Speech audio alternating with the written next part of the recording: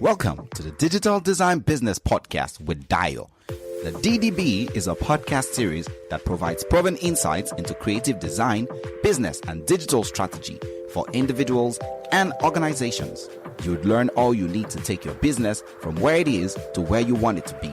So relax, learn, and grow.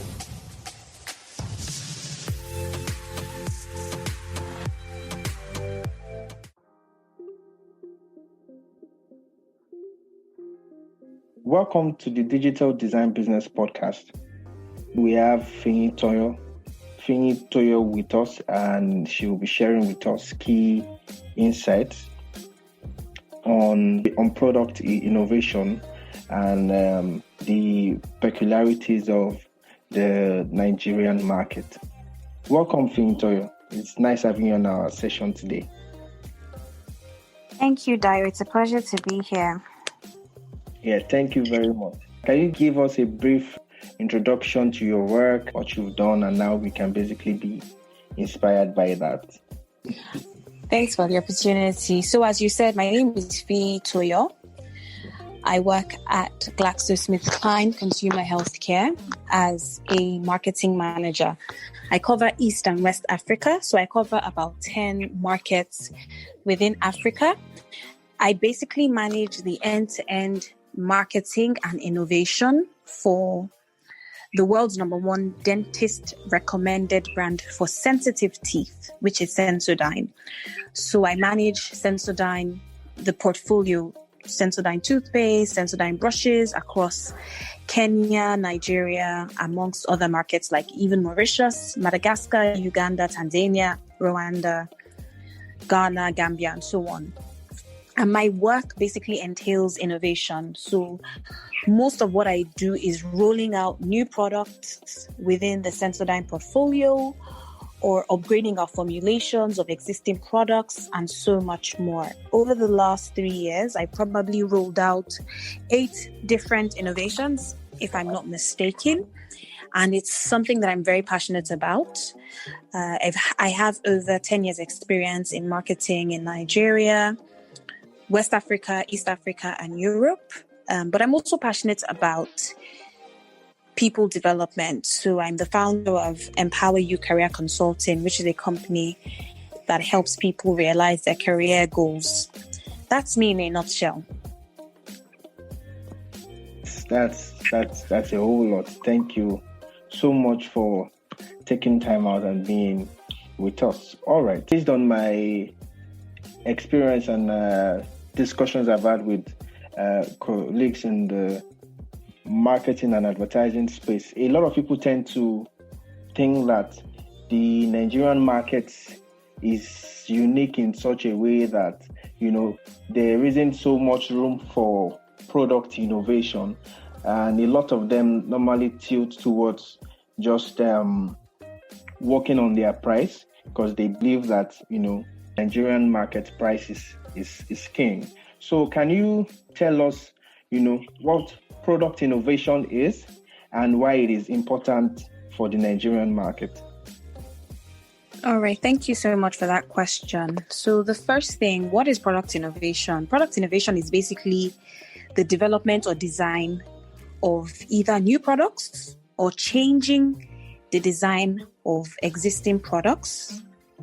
And by design, we mean either the packaging, the concept, the content, or lastly, the use of new materials or components in producing existing products. So innovation can be completely new or changing the existing products to deliver something that is an enhanced or optimized version of an existing product. Okay. Absolutely. And the second bit of the question around why is it important for the Nigerian market? You mentioned the fact that a lot of people focus on price, and I believe that you're speaking about the 4 Ps. People tend to focus on the price aspect exactly, as opposed to product innovation. And I'll say to you that innovation is very, very key in every market globally. So it's not just specific to Nigeria, it's key all over the world, but also Nigeria is not exempt from this. And I'll tell you why. the Nigerian consumer is ever evolving, right? And he's evolving or she's evolving because of a number of things. Evolution could be because of changes in the political environment.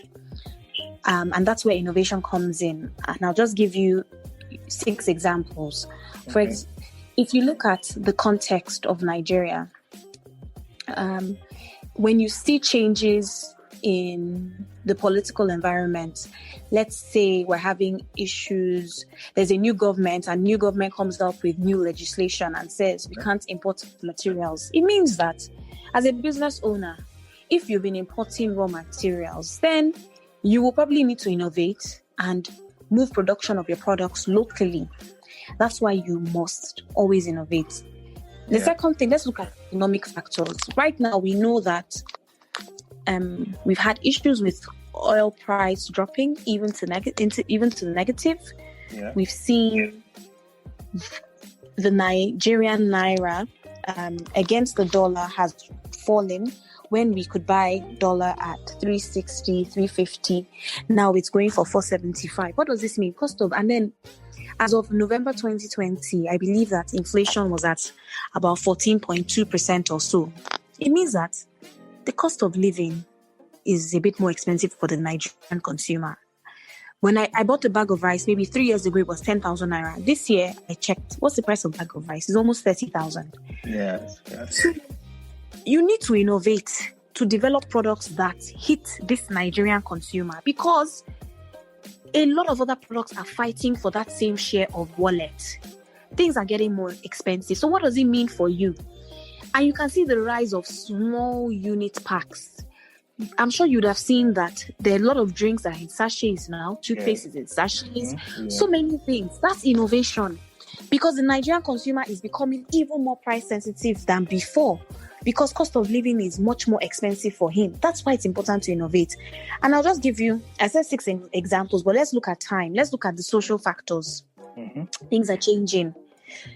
Before, when we're talking about social factors, we'll be talking about people spending more time online and so on, which we know, which means that as part of the innovation process, you may need to bear in mind that now consumers share everything they do online. So you might want packaging that has integrated social media into it. For example, maybe there's a barcode on your bottle, on your pack, people can scan and share online.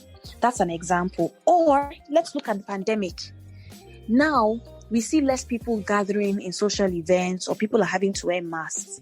What does that mean for your product? You need to be able to react to that, right? So does that mean that less people will consume, let's say you are an alcohol brand, less people will consume your product in restaurants, in clubs, in bars, because they are not fully opened yet. So now you need to look more at in-home consumption. So can you look at 6 packs? Let's say all of your cases were packed in 24s, because you know that you used to sell into restaurants and bars, but now people are buying for in-home consumption, and somebody may not want to buy 24 in one go. They may want to buy 6, right? Those are some of the things that you may need to look at, and that's part of innovation. Remember, we spoke about, redesign of materials. So redesigning your pack configuration is also part of innovation. So just to summarize, the consumer is ever changing, and that's why innovation is important. It's important so that you continue to meet and address the needs of your ever-changing consumer, but it's also important so that you beat the competition, because new entrants will always come into the market. The competition will always launch new products, so you also need to be able to innovate to ensure that you stay ahead of the competition. All right, thank you very much. Yeah, I have also seen that for brands to actually survive, it is essential that they adjust to the market properly. They can basically work with the consumer through the developmental phase as well, which now leads me to the next question. As important as this is, what do you think is the reason why some brands don't make that adjustment early enough? Some are a bit reluctant to make the necessary changes, even though it's obvious that there are socio-economic factors that have influenced the trajectory of the market and the lifestyle of the people. Why do you think that for some brands, that adjustment stage is a bit slow? Do you think it's because they don't have a proper understanding of the market, or do you think it's a reluctance to innovate thing? What do you think? That's a great question. Very, very valid question. And I'll say something. If you look at the nightlife scene in Nigeria, Christmas is always a peak period for nightlife and entertainment, because you've got concerts, you've got the people we call IJGB. I just got back. Yeah. They're back, they want to party. And if you look at the trend over the last 15 years, you'll find that every Christmas there's always a new club, there's always a new hangout spot, right? And Nigerians always flock to that new spot. Yeah. So you will find that a lot of the clubs or the bars you went to last year, by next year or this year, they're gone. Yeah. Because people want what's new, what's fresh, and what's news. And especially in Nigeria, Nigerians are very image conscious, right? They're very image conscious, very status driven, very, very image and status conscious. So understanding that part of Nigerians is very key for any business. It's very, very key for any entrepreneur or even any small, large, multinational organization, because you need to be very clear on your target audience and your target consumer. And by this, I'll give you 2 examples. Okay. If you were to launch a product, let's talk about FMCG now. If you were to launch, let's say, a biscuit brand in England, your distribution can pretty much happen overnight, because most of the market sits within the big retail chains. You have chains like Tesco's, Sainsbury's, Asda, Waitrose, Iceland. They're very key chains.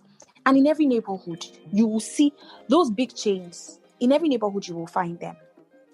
Yeah. Right? In Nigeria, you have maybe 3 big chains: Spar, ShopRite, Gain. They're not in my neighborhood. I have to come out of my neighborhood and come into literally what we will call town to access those stores. Yeah. So this organized type of trade, which we call modern trade, just accounts for 10% of the FMCG category. So it means that majority of the value that goes through this industry is in general trade. And what does this mean? It means that if I am launching a biscuit brand or any other FMCG brand in Nigeria, for me to get into every single one of those stores, and this universe is large. This universe is about 1.2 million stores in the universe. For me to get into all of those stores, it's going to take a while. It can take me 3 months to reach critical distribution. Whereas in the developed world, this is something that can literally happen overnight. So the moment I launch a product, I can start promoting the product on TV, on radio, online, out of home, almost immediately. But with Nigerian market, I have to wait to get to critical mass for distribution before I start to promote it. Right? So that's something that we need to realize. Yeah. It's something that we need to realize and understand about the Nigerian market. So I think that those are some of the things that a lot of entrepreneurs or a lot of business owners tend to forget, is that even though you are importing or bringing a global brand into Nigeria, you have to think locally. Think global, act local. All right. So while you bring the strategy from above country, you still need to execute it in a way that is aligned to the market realities and peculiarities. So absolutely, I agree. An understanding of the Nigerian market landscape is super important for success. And that gap, having that gap, can kill a business. It's also, I'll just add one more thing. Yeah. It's also important to understand that this socio-economic pyramid that we have, with A right at the top and E at the bottom, it's actually the shape of a triangle, whereby the A's are very small, 1%, and you see that the bottom of the pyramid is very, very heavy. Yeah. So Absolutely. So even when you're coming up with your structure, those are things that you need to bear in mind. That the majority of the Nigerian populace sits at the bottom of the pyramid. Majority of this populace may not understand English fluently. Majority may not even be able to read. Majority may not even be in urban or semi-urban areas. They might be in rural areas. All right. Majority may not even have access to social media or a smartphone. And these are things that are normal in the other part of the world. So those are some of the peculiarities with the Nigerian market that we must bear in mind. Just to add to that point, I also, for most startups, when they talk about the Nigerian market and focusing on their audience and trying to check the lifestyle, they are usually limited to Lagos and Abuja because they feel like, to a certain extent, a larger percentage of the people that live there are more urban, in quotes. So they prefer to focus on those states.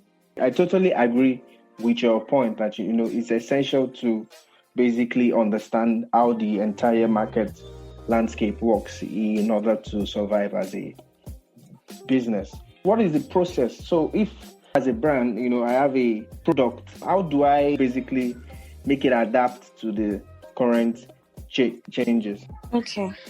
So I will say in most businesses, there are a couple of steps you can take.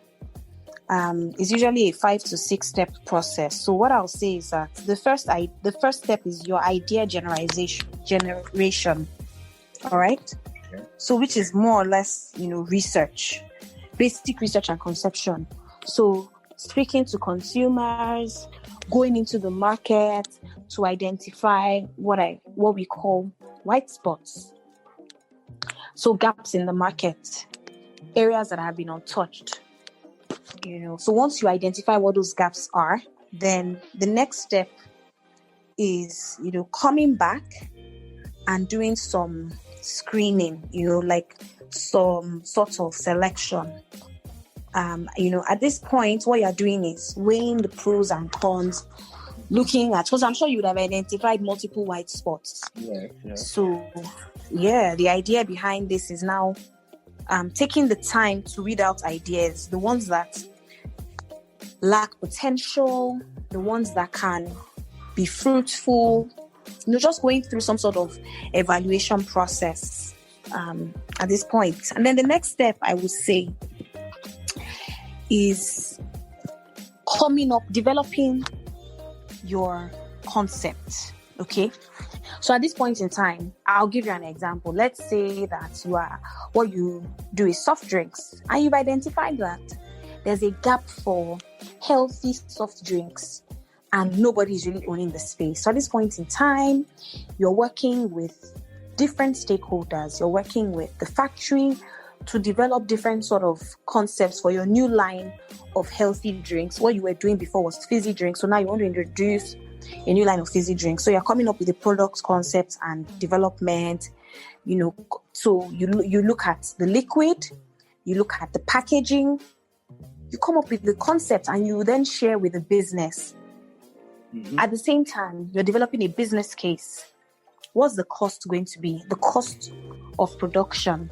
How much are you going to sell it at? What is the net selling price to your distributors?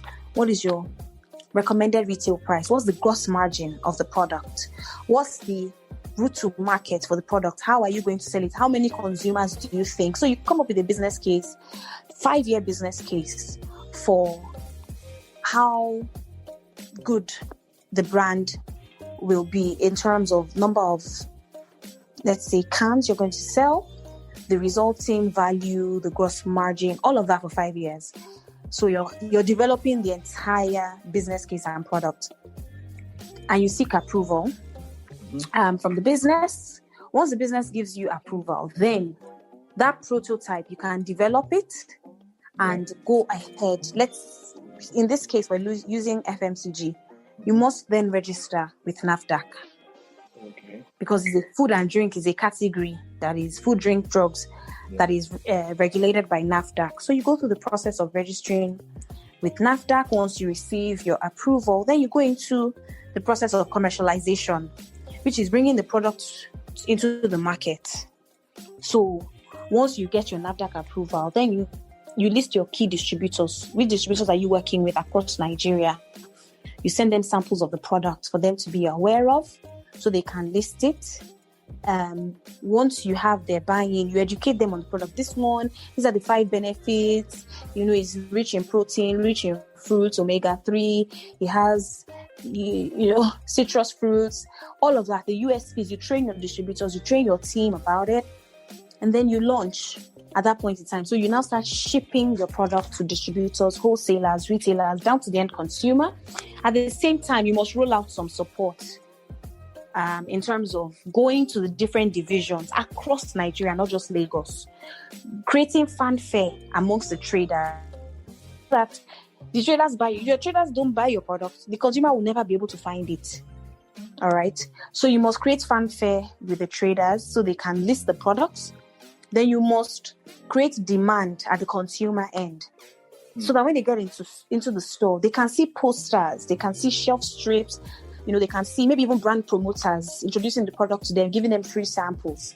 On TV, your product is there, radio, digital. So you come up with a launch strategy for that. So typically, those are the steps you take from the research point of view to screening your ideas, to developing a concept, down to commercialization. And then, of course, the final bit is measurement and evaluation, tracking. So just making sure the reason why you created this product is being served. Consumers are picking it up. You're getting the needed distribution. You're getting the great feedback from traders, from consumers, and so on. And that's it. Right. Thank you very much for that. I mean, the process is very clear for, any brand that wants to innovate and, basically adapt as well.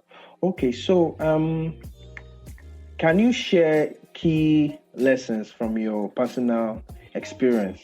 What are the possible challenges brands might face? What should be the focus primarily when you face some of those challenges? Because off the top of my head, I can say that you might have issues with regulatory bodies. Also, you might have the issue of the internal structure of the business itself, that is getting the needed approval. How can one basically scale through some of these challenges?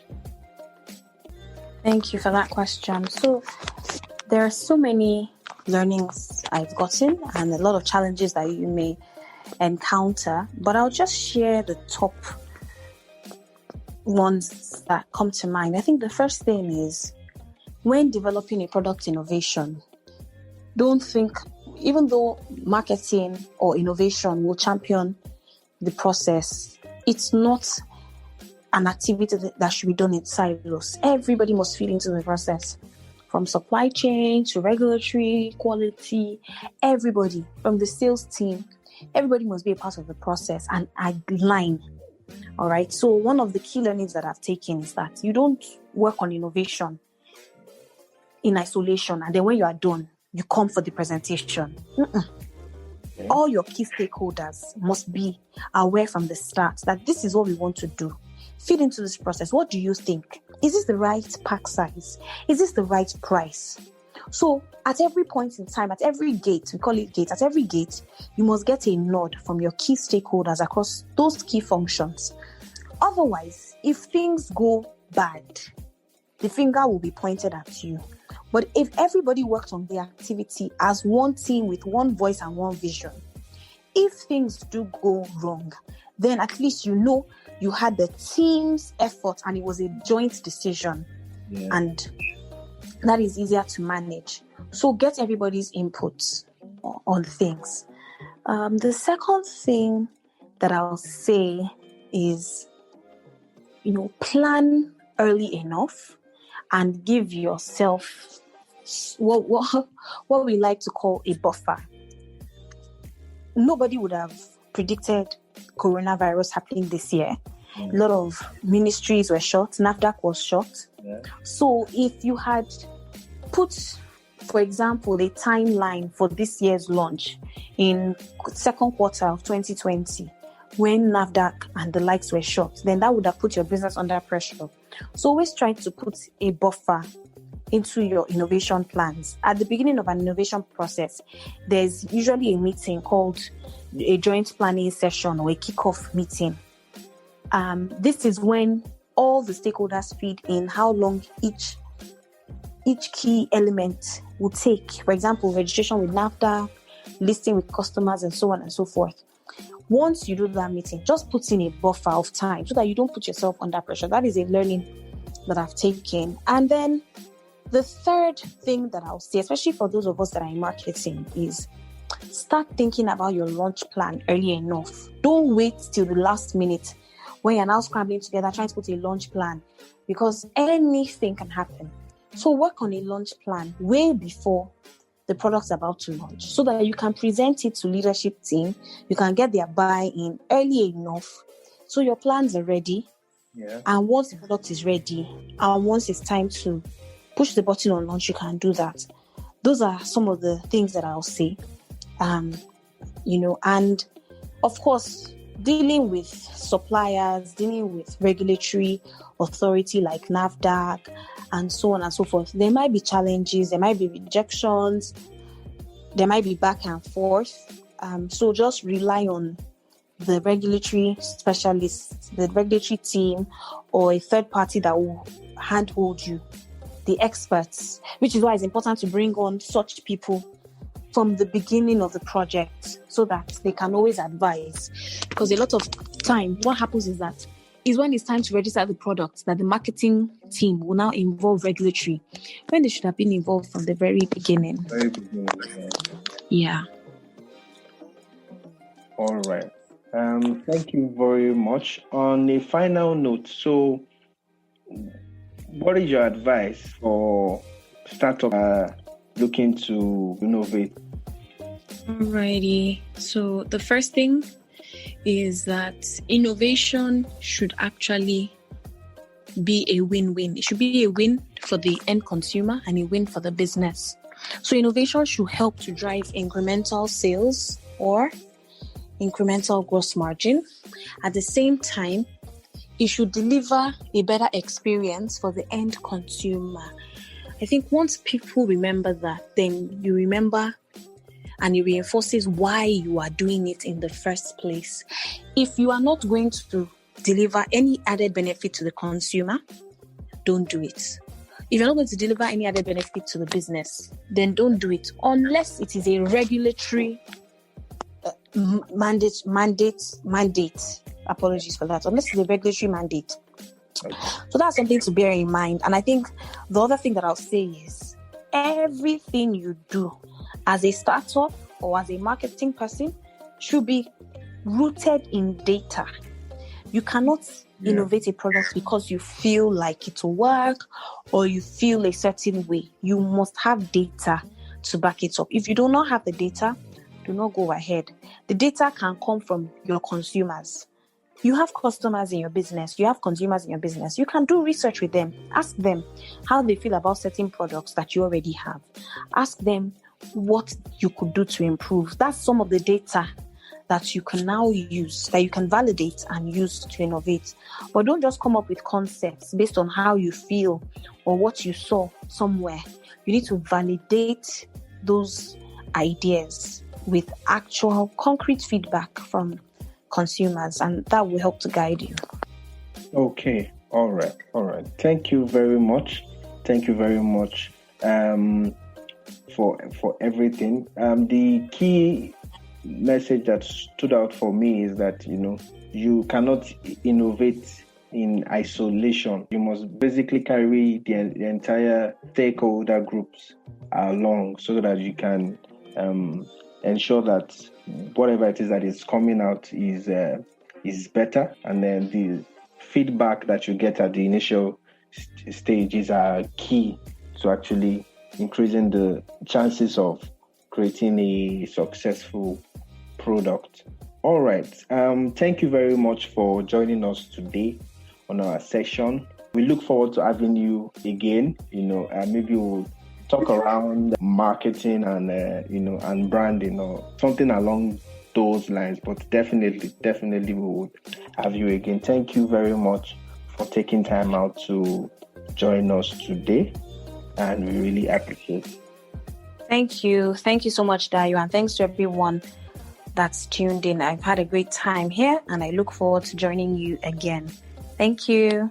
Thank you. Yeah. Bye. Thank you for listening to this episode of the Digital Design Business Podcast with Dayo. For more inquiries, kindly send an email to dayotinkerman@gmail.com. See you next time.